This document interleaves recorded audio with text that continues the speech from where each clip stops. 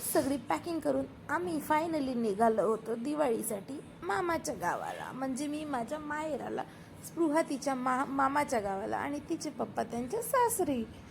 आम्ही आज असं पेट्रोल भरून मग सगळ्यात पहिले गाडी गेली पेट्रोल पंपावर आणि मग आम्ही निघालो गावी जायला. रस्त्याने वाटेत थांबत चालत परत थांबत असं करत करत आम्ही पोचलो अमरावतीला. अमरावतीला यांच्या फ्रेंडला भेटणं हे कंपल्सरी आहे. त्यांना भेटलो, यांच्या गप्पा टप्पा शप्पा झाल्या.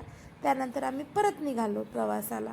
मध्येच वाटेत थांबत फिरत परत मध्ये पाणीपुरी खाल्ली. त्यानंतर आम्हाला घरी पोचता संध्याकाळ झाली. फायनली आम्ही घरी पोचलो.